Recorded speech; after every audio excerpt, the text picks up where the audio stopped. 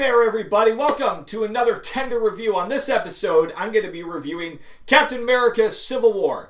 And you might be thinking to yourself, man, Tender, you're really behind the times on this. And that is super intentional because I wanted the kind of fever of Civil War to go away before I did my review of this movie. Because honestly, I'm one of the few people in this world who really didn't like this movie.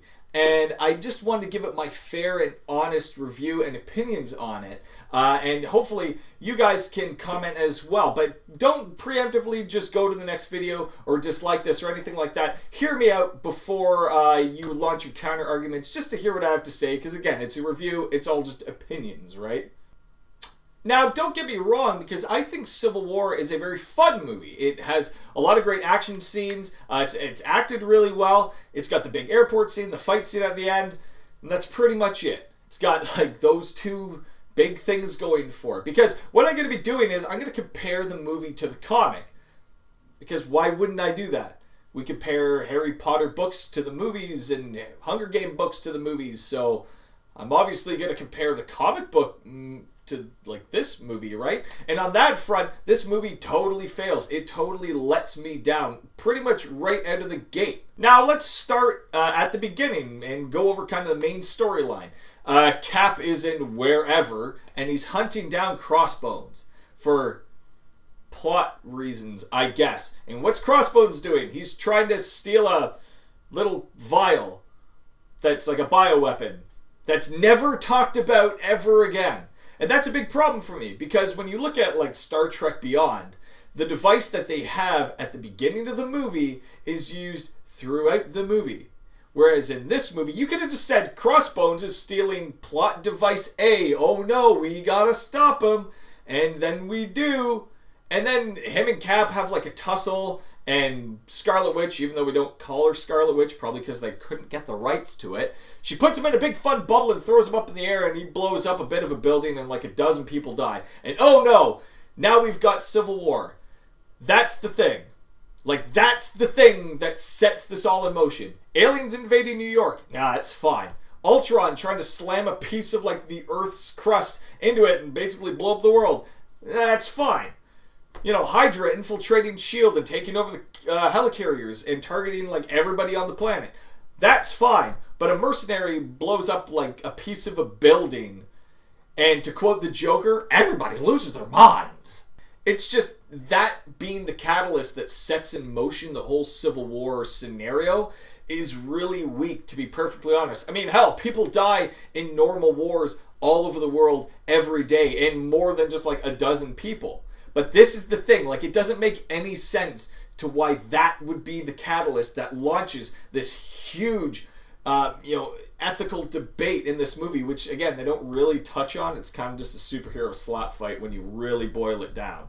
Now, how I'm going to analyze this movie is the same way that a lot of people like to analyze DC movies, because when DC changes, like, one itty-bitty little thing, people freak out. I don't like the way that they did Lex Luthor in Batman vs. Superman. He's too stupid. He's crazy. He's like the Joker. Well, he's Alex Luthor.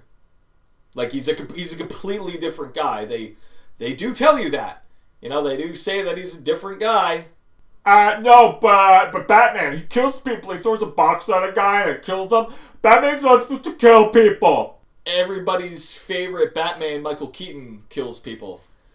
He blows up the chemical factory in the first movie and kills like all Joker's dudes. And he kills Joker at the end. And he straps a bomb to a dude and kicks him down a hole. But that's fine, right? Like, nobody complains about that. So why are we complaining about little changes in DC movies? So basically, I'm applying that same philosophy and that same level of scrutiny to a Marvel movie to see how it actually works. So the main storyline in this movie is Zemo, who we'll get to in a bit, is basically trying to lure Iron Man, Bucky, and Cap to a bunker to show them all a movie.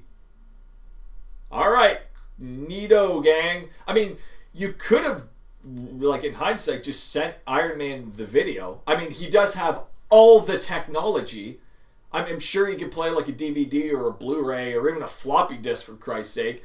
I mean, this plan is so crazily elaborate for a guy that doesn't make sense why he came up with this crazy huge plan, but I'm getting ahead of myself. We'll get to how dumb Zemo is in just a minute. Now, my biggest problem with this movie right out of the gate is, like, when it was announced, we're doing Civil War, don't worry, we got all the characters that we need for it. Well, except for, like, all the X-Men, and all the Fantastic Four, and Daredevil, and Punisher, and Nick Fury, and Luke Cage, and Iron Fist. And, oh, Maria Hill, like, she's kind of a big part of it. Oh, and all of S.H.I.E.L.D., right? But don't worry, we got Spider-Man. Yay. Because we've never seen Spider-Man in a movie before. No, those don't count. Those, because it's not Marvel. So that's a big problem for me. Like, you're doing the Civil War storyline without S.H.I.E.L.D., like one of the main antagonists. They're hunting superheroes, but that doesn't really ever apply in this movie. And it's a big problem. Like, it's a huge problem. And you're doing it without Maria Hill? No, we just threw General Ross in there, who comes in and is like, I had a heart attack while I was playing golf once. Now I have perspective. It was so stupid. And then what does he do? I'm just going to go chill in my underwater prison for a little bit. And he's just gone. Like, you could have made Ross such a big antagonist in this movie and made, like, the government such an antagonist in this movie. But nope. No, we didn't do none of that. I mean, what this movie really boils down to is just a superhero slap fight. I mean, Iron Man all of a sudden has a conscience. He sees a picture of a dead kid, and now he's like, oh, I'm conflicted, and I'm going to, work with the government now. Even though in my past 3 movies, like my standalone movies, that's totally contrary to what my character is and what you've been led to believe about me. But it's fine. We have to get the plot moving in this movie. So another big, stupid thing that happens in this movie is when Zemo gets the Winter Soldier book. Like, people complained in Suicide Squad that Amanda Waller has the Enchantress's heart, like, on her bed. Well, the big, like, Winter Soldier book is literally on some unnamed guy's coffee table. It's like a coaster. And somehow Zemo found it. He just shows up and he's like, I'm taking this book later, and I'm going to go infiltrate the government base. Like, they don't do background checks on people here, I guess. And he walks in and he's like, fire hydrant, razor blade, pencil sharpener, hot dog. And now Winter Soldier's crazy again. It was so stupid that it's just sitting, like, it's literally just on a guy's coffee table. I'm surprised there wasn't, like, a Mr. Pibb on top of it or something. Like, it was just so incredibly stupid. It's equally as stupid as it was in Suicide Squad. Now, the biggest problem that I have in this movie is that the Accords, or what you would call the Superhero Registration Act, holds no weight in this story at all. It's huge in the comics. I mean, it divides friends, it divides families. The Fantastic Four split up. The X-Men are divided. The Avengers are divided. But in this, it's kind of like Ross shows up, is like, here, sign this. And Cap's like, no, I don't want to. And he's like, no, do it though. Nah, I'm not really on board with this. Do it though. No, seriously, we need you to do it because otherwise you're like gonna be an outlaw and a vigilante, even though you are. And then we catch you, but instead of putting you in prison, we just put you in like a comfortable room with Tony, with like a bunch of TVs around, and he's like talking to you about shit. And then what happens? Oh no, Winter Soldier gets loose again. Why didn't we just arrest Captain America? But no, it's okay. It's fine. We'll keep sending Iron Man after him, even though that's not like a huge conflict of interest. Instead of sending, I don't know, the government, the army, which Ross clearly has at his disposal. But no, it's fine. We'll just keep sending superheroes after superheroes. That's not stupid. At least in the comic, you get to see S.H.I.E.L.D. really showing its true colors and arresting characters like Daredevil. I mean, it's a big situation. It's a problem. I mean, you see the moral ethics in this comic, and you don't get any of that in this movie. And it's a big problem because why don't you give the Accords actual weight? You barely mention them. You go, it's a thing, it's a pile of paper. Later. Now, don't get me wrong, this movie is still very fun and we get a lot of really cool characters in it. But the main overall story was such a letdown. You have a comic that is so rich and deep in story, and then you get a movie that doesn't do it justice at all, and it's a huge problem. But then we get the big airport scene, which is like the whole reason why people went to see this movie, to see these two teams fight. And you know what? It's awesome. It's really cool. It's a great scene. And that's about it. I mean, you get introductions of characters like Spider-Man and Black Panther, really stealing the scenes that they're in. But it could have been better. It could have been, again, there just needed to be that weight to emphasize the problem that's going on with the Accords and with the Superhero Registration Act and people being divided, and you don't really get it. It's just like, hey, Hawkeye showed up. Look, who gives a shit about Hawkeye? Hey, Vision's wearing like a cardigan. I don't care. I want to see like real world issues here. I don't just want to see Tony showing a picture of a kid and be like, oh, I'm super sad now, and I guess we gotta do it. And Cap's all like, no, our freedom. Now, let's just talk about the characters in this movie, because there's kind of three main new characters that get introduced into here. Maybe four, 3.5, let's say. So, number one, let's talk about Black Panther. Black Panther is awesome in this movie. He totally steals the scenes that he's in. It makes me excited to see that character in more movies going forward, because he's really cool. Like, he's a really cool kind of character, and I don't think we got enough of him. Like, we got the one really cool kind of chase scene where he's chasing after Bucky and Cap's after him, and it's really cool. It's really powerful stuff. And then, of course, at the end, you finally see Wakanda. Sort of, like, you see, like, a building, and there's, like, a big kind of lion statue. Or, I guess, a panther statue. Why did I say lion?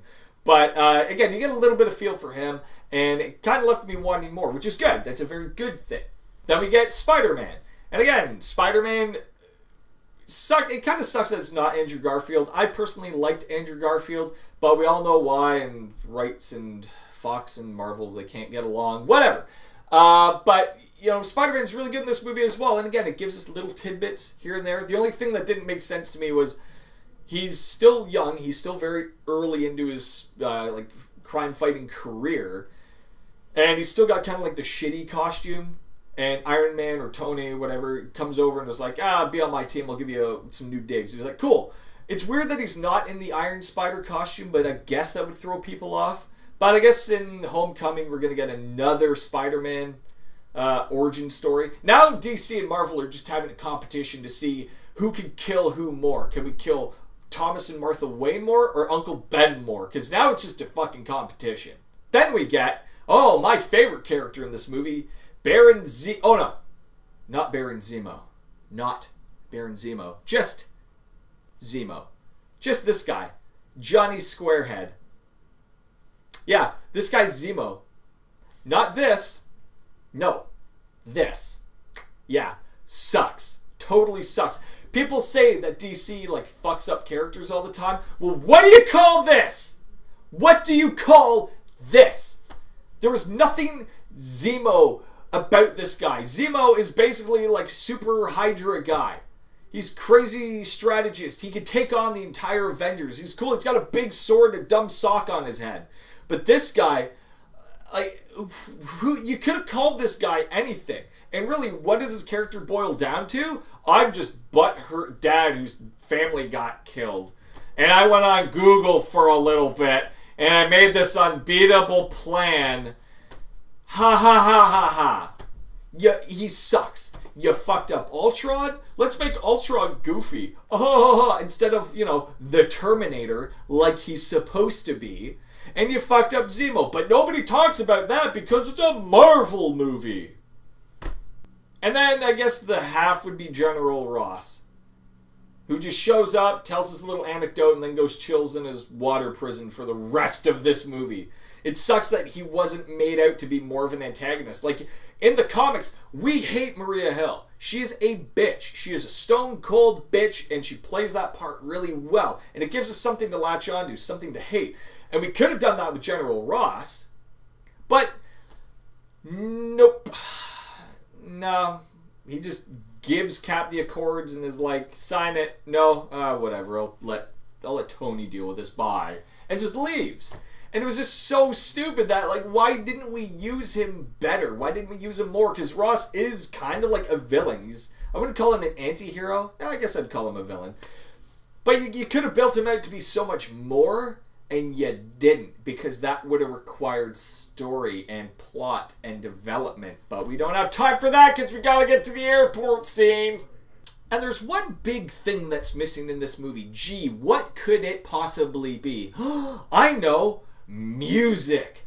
Where was the music in this movie? Where was the soundtrack? I just watched this movie last night. I still can't remember a theme or a song that was used in it, and that is a huge problem, especially when you go from something like the Iron Man movies or Guardians of the Galaxy, which have amazing soundtracks, to this thing, which has nothing. Like, zero, zilch, nada. And you know why? Because they spent their entire budget on getting all the actors together that they forgot to, like, put music in this movie. Or locations. There's, like, 2 locations in this movie. There's Cold Place and Less Cold Place. And they both feel exactly the same. The only reason that we know that they're different places is because they go, BAM! We're here now! Berlin! In big, like, impact typeface right in your face. That's the only reason that we know that. Nothing feels different. When you look at, like, Guardians of the Galaxy, for instance, all the locations, Xandar, Nowhere, they all look different. But in this, it's just like City A. We had to, like, throw it in your face, this is where they are now, because, like, we pretty much shot it at the same place, but just said it was different. Shut up. And again, I'm not trying to bash this movie, because it's a fun movie. It was a fun, like, summer blockbuster kind of movie. It just didn't live up to the expectations of what the comic led me to believe it was going to be. It really just let me down. I mean, it has cool action. That's about it. There's no music. There's not really great character development. The storyline is weak. The Accords are barely mentioned. But no, we get a superhero slap fight. That's all we want to see. Well, it's not all I want to see. Now, in my opinion, this is not the, like, 9s and 9.5s and 10s that everybody was giving it. To me, Civil War is a solid 7 out of 10. And that might seem really low, but when you look at it with a real critical view and that microscope that we put on, like, every DC movie, yeah, it kinda doesn't live up to the hype now, does it? And again, these are just my opinions. This is the whole point of a review. It's to air my opinions to you guys and you to send them right back to me, because you've been listening to me rant on for like 25 goddamn minutes. Let me know what you thought of this movie in the comments below. Nah, it's a 10 out of 10. It's the greatest superhero movie of all time. It's fine. It's the greatest. It's the best thing ever. Okay, that's fair. That is completely fine. If that's your opinion on this movie, that's awesome. And you are completely entitled to your opinion, as I am to mine. And if you haven't yet already, please leave me a comment of what you guys thought of this movie. And if you like this video, hit that little thumbs up. And as always, subscribe to the channel if you haven't already for all the latest and greatest stuff that we are doing here on Tender Gaming. So, until next time, I will see you all in the very next episode of Tender Gaming. Thank you again so much for watching. We will see you next time.